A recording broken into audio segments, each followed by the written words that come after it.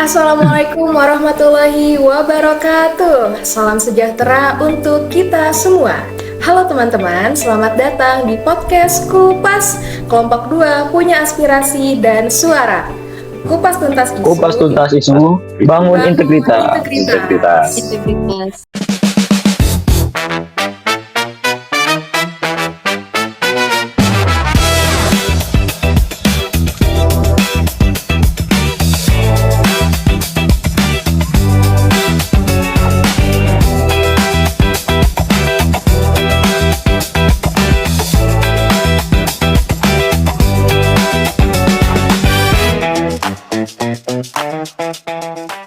Saya ucapkan terima kasih kepada teman-teman semua yang sudah meluangkan waktunya untuk menyimak dan menonton podcast kami pada hari ini. Semoga kita semua senantiasa diberikan kesehatan, semangat, dan kemudahan dalam menjalankan setiap aktivitas. Perkenalkan, saya Azmi Sabrina Putri, dan pada kesempatan kali ini saya akan bertindak sebagai moderator yang akan memandu jalannya diskusi pada podcast yang bertemakan makan bergizi gratis, membangun generasi, atau justru dirusak korupsi.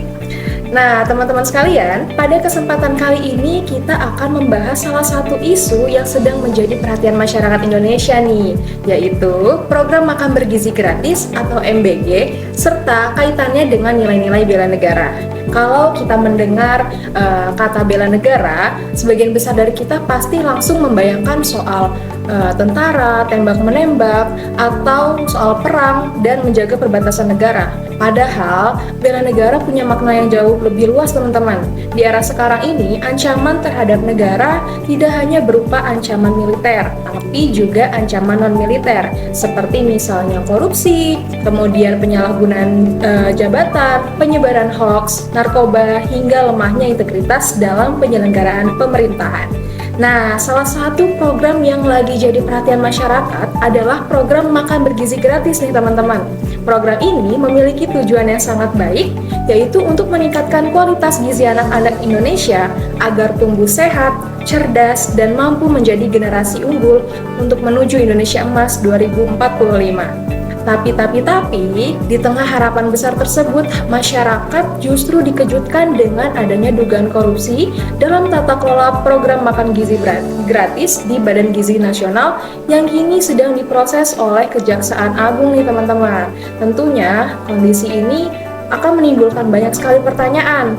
Apakah dugaan korupsi tersebut hanya merupakan pelanggaran hukum? Ataukah sebenarnya juga merupakan bentuk ancaman terhadap ketahanan bangsa dan negara? Lantas, bagaimana kita memandang kasus tersebut dari perspektif bela negara? Nah, teman-teman sekalian, untuk membahas lebih dalam mengenai isu pada hari ini, telah hadir 4 narasumber kita yang keren-keren yang akan mengulas mengapa program ini menjadi program strategis negara dan bagaimana dugaan korupsi yang tengah jadi perhatian publik, serta pelajaran penting apa sih yang bisa kita ambil khususnya kita sebagai calon aparatur sipil negara. Baiklah, tanpa berlama-lama lagi, mari kita mulai diskusi pada podcast hari ini. Saya ingin menyapa terlebih dahulu kepada narasumber kita yang pertama, kepada Mas Fadli. Mas Fadli, gimana kabarnya nih, Mas? Halo, kabar baik, alhamdulillah. Alhamdulillah, sehat ya, Mas? Sehat. Mas, gimana nih Mas, menurut Mas Fadli mengenai isu yang lagi jadi perhatian masyarakat nih? Mengapa sih Mas program makanan bergizi gratis dianggap sebagai salah satu program strategis negara, Mas? Boleh dijelaskan Mas pandangannya? Oke, baik, terima kasih sebelumnya. Ini pembahasan yang sangat menarik ya, karena kalau kita melihat tujuan awalnya, program makan bergizi gratis atau MBG ini sebenarnya bukan sekedar memberikan makanan kepada anak-anak sekolah. Karena program ini merupakan bisa dikatakan sebagai investasi jangka panjang negara untuk meningkatkan kualitas sumber daya manusia Indonesia. Mengapa? Karena kualitas suatu bangsa sangat dipengaruhi oleh kualitas manusianya. Anak-anak yang mendapatkan asupan gizi yang cukup akan memiliki perkembangan otak yang lebih baik, kondisi kesehatan yang lebih baik, daya konsentrasi yang meningkat, bahkan produktivitas yang lebih tinggi ketika mereka dewasa nanti. Jadi, program ini bukan hanya berbicara tentang makanan yang disantap hari ini, tetapi berbicara tentang masa depan Indonesia dalam 10, 20, bahkan 30 tahun mendatang. Coba kita bayangkan Jika sejak usia sekolah anak-anak Indonesia mendapatkan gizi yang cukup, maka mereka akan lebih sehat, lebih semangat belajar, dan memiliki peluang yang lebih besar untuk menjadi generasi yang mampu bersaing di tingkat global. Dan pada akhirnya, mereka akan menjadi dokter, guru, insinyur, peneliti, bahkan ASN maupun pemimpin bangsa yang berkualitas. Nah, dalam konsep bela negara ini, menjaga kualitas generasi penerus bangsa juga merupakan bagian dari menjaga ketahanan nasional. Mengapa? Karena negara yang kuat bukan hanya memiliki pertahanan militer yang tangguh, tetapi juga memiliki masyarakat yang sehat, cerdas, produktif, dan berkarakter. Ketahanan suatu bangsa dibangun dari kualitas manusianya. Sebaliknya, apabila banyak anak mengalami kekurangan gizi atau biasa disebut stunting, dampaknya tidak hanya dirasakan oleh individu tersebut, tetapi juga oleh negara. Karena mereka bisa mengalami hambatan dalam belajar, produktivitas menurun ketika dewasa, bahkan daya saing bangsa di tingkat internasional juga dapat melemah. Oleh karena itu, MBG ini dapat dipandang sebagai salah satu bentuk investasi negara dalam membangun kekuatan bangsa dari sisi sumber daya manusia. Karena program ini merupakan langkah strategis untuk menciptakan generasi Indonesia yang sehat, cerdas, dan siap menghadapi tantangan masa depan. Namun teman-teman, program yang baik saja belum tentu menghasilkan dampak yang baik jika pelaksanaannya tidak dikelola dengan benar. Disinilah pentingnya tata kelola yang bersih, transparan, dan akuntabel. Mulai dari proses pengadaan bahan makanan, distribusi, hingga pengawasan anggaran, semuanya harus dilakukan secara jujur dan bertanggung jawab. Sebab, apabila terjadi penyimpangan seperti korupsi, pengurangan kualitas makanan, atau penyalahgunaan anggaran, maka yang dirugikan bukan hanya keuangan negara, tetapi juga jutaan anak Indonesia yang menjadi penerima manfaat. Bahkan, dalam jangka panjang, penyimpangan tersebut dapat menghambat tujuan besar pembangunan sumber daya manusia Indonesia. Karena itu, keberhasilan program makan bergizi gratis tidak hanya bergantung pada besarnya anggaran disiapkan oleh pemerintah, tetapi juga pada integritas semua pihak yang terlibat dalam pelaksanaannya. Baik, menurut saya seperti itu, Mbak Azmi, saya kembalikan. Iya Mas Fadli, terima kasih banyak ya atas penjelasannya, keren sekali. Kita dapat pahami ya teman-teman bersama bahwa tadi Mas Fadli bilang bahwa program makan bergizi gratis itu bukan sekedar program pemberian makanan, tapi juga investasi jangka panjang untuk membangun kualitas sumber daya manusia Indonesia sendiri.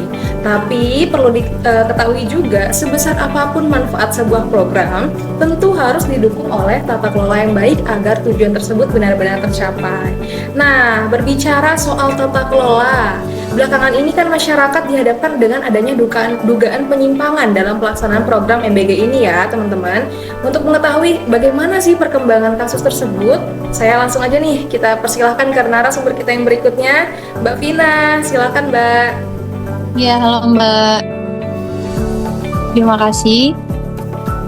Belakangan ini Kejaksaan Agung memang sedang melakukan penyidikan terhadap dugaan tindak pidana korupsi dalam tata kelola program makan bergizi gratis. Penyidik menemukan adanya dugaan penyimpangan, diantaranya dugaan praktik jual beli titik satuan pelayanan pemenuhan gizi atau SPPG, serta dugaan penyimpangan dalam proses pengadaan. Dalam proses penyidikan tersebut, beberapa mantan pejabat Badan Gizi Nasional dan pihak swasta telah ditetapkan sebagai tersangka. Namun, perlu kita ingat bahwa proses hukum masih berlangsung sehingga kita tetap harus menghormati asas praduga tak bersalah sampai ada putusan pengadilan yang berkekuatan hukum tetap. Yang menjadi perhatian masyarakat bukan hanya besarnya kerugian negara apabila dugaan tersebut terbukti, tetapi yang lebih memprihatinkan adalah objek dari program tersebut. Program ini ditujukan untuk anak-anak Indonesia, yang artinya apabila anggaran yang seharusnya digunakan untuk meningkatkan kualitas gizi anak-anak justru disalahgunakan, maka yang dirugikan bukan hanya negara secara finansial, yang dirugikan juga adalah masa depan generasi penerus bangsa. Selain itu, kasus seperti ini juga dapat menurunkan kepercayaan masyarakat terhadap pemerintah. Padahal, kepercayaan publik merupakan modal penting dalam penyelenggaraan pemerintah. Ketika masyarakat mulai kehilangan kepercayaan, maka keberhasilan program-program pemerintah juga akan ikut terhambat. Oke, baik Mbak Vina. Terima kasih banyak Mbak atas pandangannya. Tadi Mbak Vina udah jelasin ya teman-teman. Jadi kita dapat pahami bahwa proses hukum ini masih berjalan dan tentunya kita harus menghormati asas praduga tak bersalah seperti tadi yang Mbak Vina sampaikan ya. Namun di sisi lain perlu diketahui bahwa dugaan penyimpangan ini menjadi perhatian serius karena menyangkut hak anak-anak Indonesia dan kepercayaan masyarakat terhadap pemerintah. Terus kalau kita lihat persoalan ini dari sudut pandang bela negara nih, kira-kira apakah tindakan korupsi ini hanya sebatas pelanggaran hukum atau justru juga merupakan ancaman terhadap ketahanan bangsa dan negara kita sendiri? Nah, untuk itu kita dengarkan langsung pandangan dari narasumber kita yang berikutnya, yaitu Mas Febri. Untuk Mas Febri, waktu dan tempat kami persilahkan. Terima kasih Mbak Asmi. Menurut saya dari hasil pendapat dua narasumber tadi, kalau ditanya apakah ada kaitannya melawan korupsi tadi dengan bela negara, menurut saya itu sangat erat Mbak. Karena menurut saya di era modern ini bela negara tidak harus soal mengangkat senjata atau ikut berperang. Karena justru menurut saya di era modern ini ancaman terbesar itu justru datangnya dari dalam. Salah satunya adalah praktek korupsi dan penyimpangan anggaran ini. Mengapa ancaman ini begitu serius? Yang pertama, dapat menghambat pembangunan. Anggaran yang sudah dirancang dengan sangat baik oleh pemerintah untuk kesejahteraan masyarakat menjadi tidak optimal dan tidak tepat sasaran jika terjadinya praktek korupsi tadi. Dan yang kedua, itu merugikan masa depan generasi kita. Sebagai contoh, program makan bergizi gratis ini.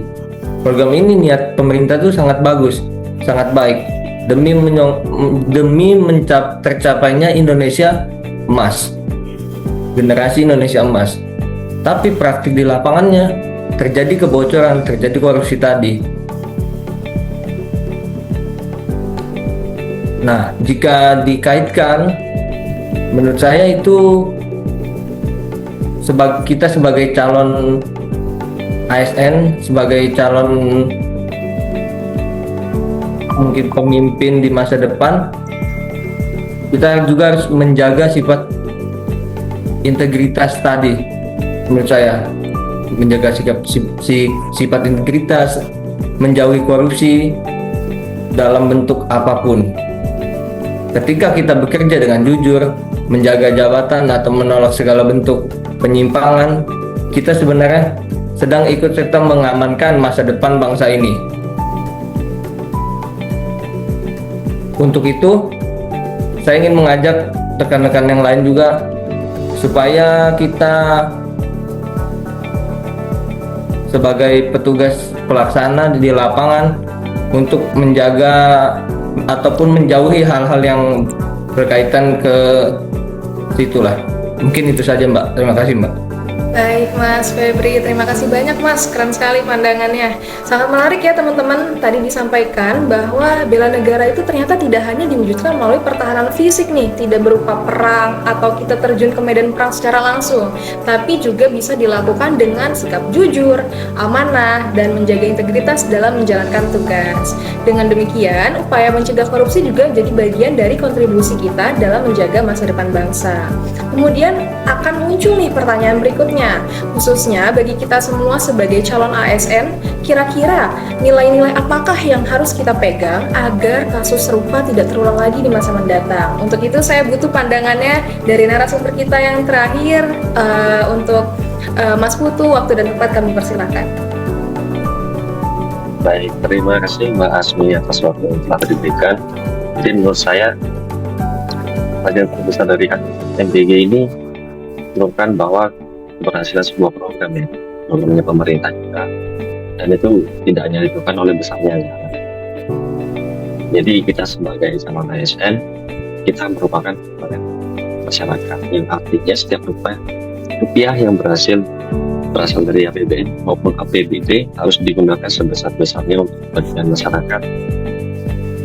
Kemudian nilai yang dapat diwujudkan melalui perilaku yang sempurna, misalnya bekerja secara jujur, kemudian tidak menyalahgunakan jabatan, tidak melakukan gratifikasi, dan melaksanakan tugas sesuai aturan seperti transparan, akuntabel, dan juga profesional.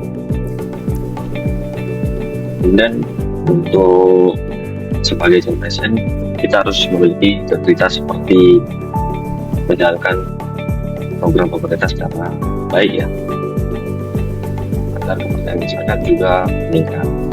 Dan juga sebaliknya, apabila ada oknum yang melakukan korupsi, maka bukan hanya dirinya yang kehilangan kepercayaan, tetapi juga dapat mencoreng instansi dan pemerintah secara keseluruhan. Karena itu menurut saya bela negara di era modern sekarang ini bukan hanya menjaga wilayah negara, tapi juga menjaga amanah, menjaga uang rakyat, serta memastikan bahwa setiap kebijakan pemerintah benar-benar memberikan manfaat bagi masyarakat. Sekian pendapat saya dari Pak Asmi. Terima kasih. Ya baik Mas Putu, terima kasih banyak, pendapatnya luar biasa sekali, keren sekali ya teman-teman. Saya ucapkan juga terima kasih kepada seluruh narasumber atas diskusi yang sangat menarik pada hari ini. Dari pembahasan hari ini, kita dapat paham bahwa program makan bergizi gratis merupakan salah satu bentuk investasi negara untuk menciptakan generasi Indonesia yang sehat, cerdas, dan juga berkualitas. Tapi, program yang baik hanya akan memberikan manfaat apabila dikelola juga dengan tata kelola yang baik. Kasus dugaan korupsi yang saat ini sedang diproses menjadi pengingat atau reminder bagi kita semua bahwa ancaman terhadap bangsa tidak selalu datang dari luar negeri.